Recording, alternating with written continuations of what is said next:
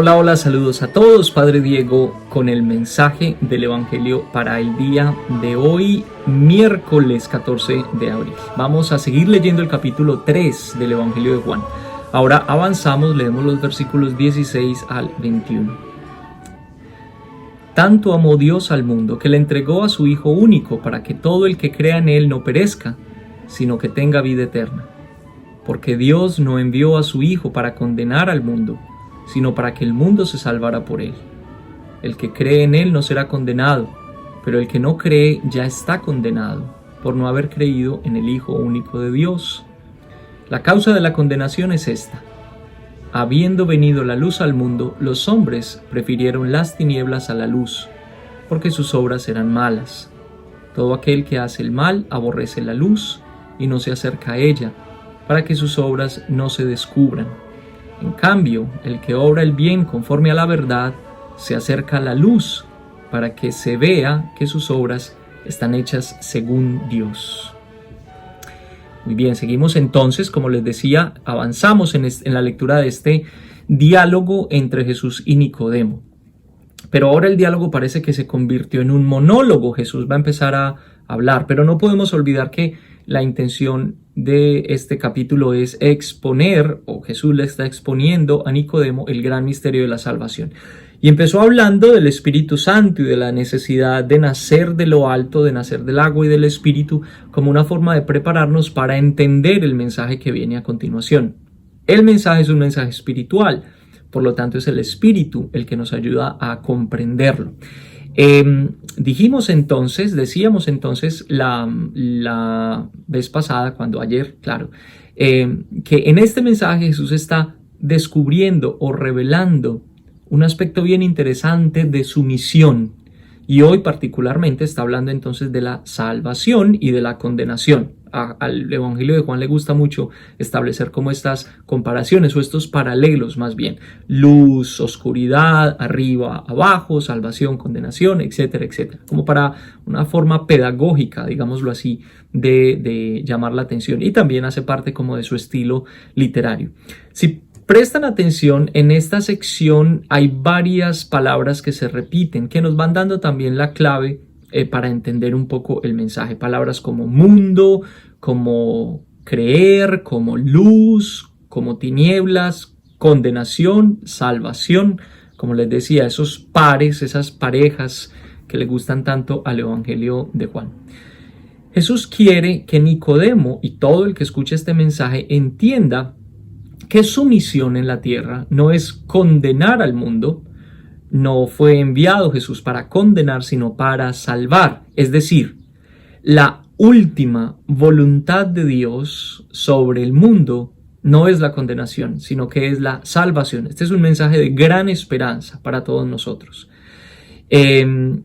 Pensar que Dios no quiere condenarnos, sino que nos quiere salvar, es darle crédito al amor y a la misericordia de Dios, por supuesto. Ahora, podemos entonces entender la salvación como la acción amorosa de Dios en la vida de cada uno de nosotros. La acción amorosa de Dios en la vida de cada uno. Esa es la salvación. Bueno, propongo ese sentido. Habrán muchos otros, pero desde este evangelio creo que podríamos proponer ese. Salvación es la acción amorosa de Dios en mi vida. Pero entonces, para obtener esa salvación, o para experimentar mejor esa salvación, el Evangelio nos dice que hay que creer en Jesús. ¿Qué significa entonces creer en Jesús de acuerdo al Evangelio de Juan y de acuerdo a este diálogo? Significa sobre todo escuchar la voz de Jesús y dejar que su enseñanza, que el ejemplo de su enseñanza, que el ejemplo de su vida, como que le dé forma y dirección a la mía propia. Que todo lo que yo haga, que todo lo que yo diga esté inspirado por la enseñanza de Jesús y, últimamente, por el mandamiento del amor. Pero inclusive la salvación, que es un regalo de Dios, por supuesto nosotros creemos que no nos salvamos a nosotros mismos, sino que es Dios el que nos salva, es un regalo de Dios, también necesita de mi participación. Es decir, necesita que yo conscientemente me abra y acepte este regalo, es decir, que deje que la enseñanza de Jesús transforme y modifique mi vida. también entonces necesita de mi participación. De otra manera no funcionaría y la salvación sería un acto de magia. Dios diría así como abracadabra, patas de cabra y ya estaríamos salvados. No, no es magia, es la acción de Dios, ¿sí? Ahora, muchos de ustedes podrían preguntarse, ¿y yo de qué necesito ser salvado? ¿Salvados de qué? ¿De qué me tiene que salvar Dios? Bueno, de tantas cosas. Miren, hay tantas situaciones que van poniendo en riesgo el sentido de nuestra vida, el deseo de vivir, la alegría, etc. Pero sobre todo, y es algo que yo he venido pensando y reflexionando últimamente, y es que el mundo en este momento, con esta situación que estamos viviendo, con las tristes noticias de todos los días, van creciendo los niveles de desesperanza.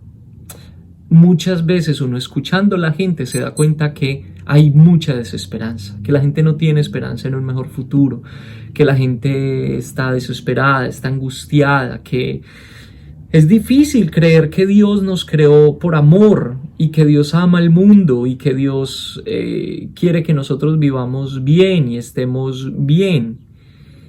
Es difícil creerlo en medio de esta situación.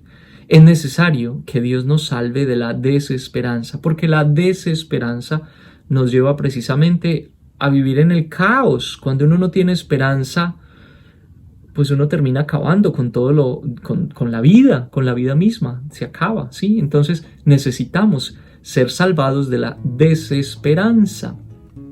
Vamos a leer nuevamente este evangelio.